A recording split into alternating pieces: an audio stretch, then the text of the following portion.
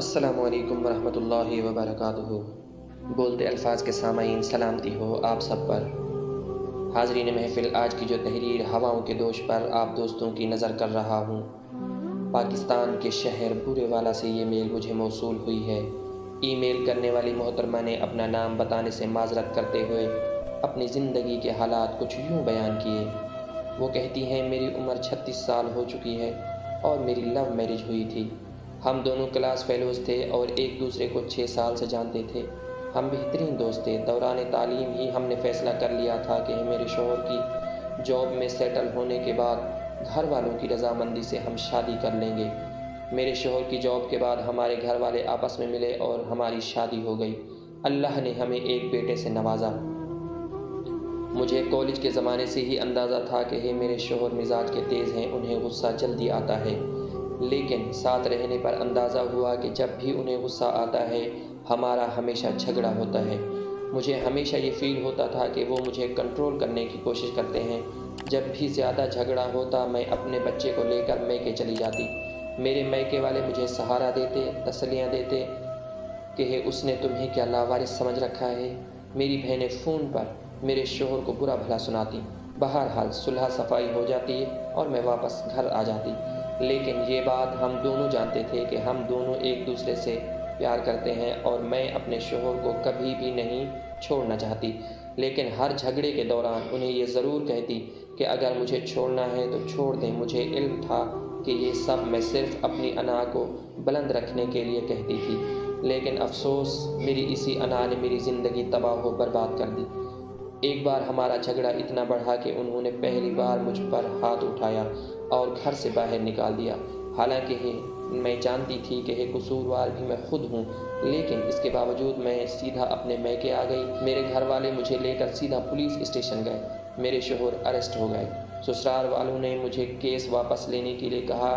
میرے شوہر نے مجھ سے معافی مانگتے ہوئے صرف یہ لفظ کہا، بیگم میں نے ہر ممکن کوشش کی کہ ہمارا تعلق ہمیشہ قائم رہے، اور یہ کہتے ہوئے پولیس اسٹیشن سے نکل گئے۔ میں نے کیس واپس لے لیا اور واپس اپنے گھر چلی گئی۔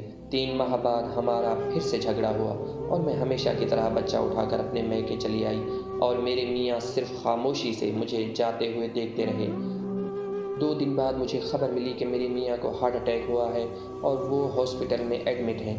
میرے گھر والوں نے مجھے مشورہ دیا کہ مجھے ان کو دیکھنے جانے کی کوئی ضرورت نہیں، بلکہ میری بہنوں کا کہنا تھا کہ یہ سب ڈرامہ ہے اور تمہیں بلیک میل کرنے کی کوشش کی جا رہی ہے۔ نہ ہی میں نے کال کی اور نہ ہی ان سے ملنے گئی۔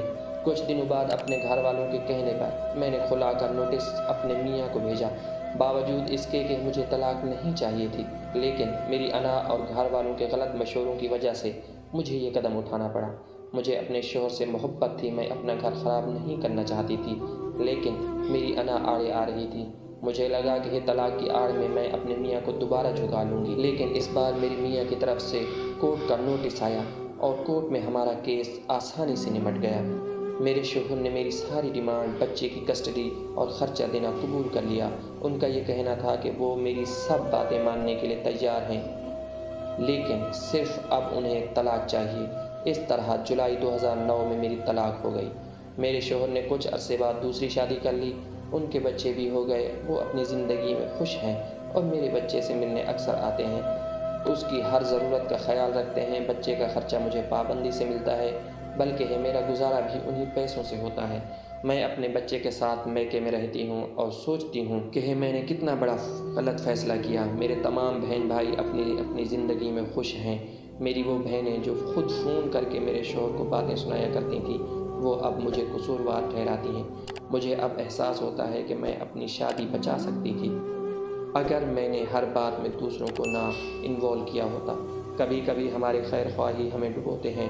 میرا میسج اپنی ان بہنوں کے لیے ہے، جھگڑے اتنے بڑے نہیں ہوتے جن کی وجہ سے طلاق لی جائے۔ یہ میری درخواست ہے سارے ان کپل سے کہ جہاں تک ہو سکے اپنے معاملات خود نمٹائیں۔ آپ کا خود سے بڑھ کر کوئی خیر خواہ نہیں ہوتا۔ ناظرین، اگر آپ کی زندگی میں بھی دل کو چھو لینے والی کوئی تحریر، کوئی کہانی ہو تو پلیز ہمیں ای میل کیجیے۔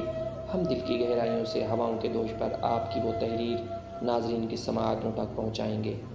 پاکستان پائندہ باد۔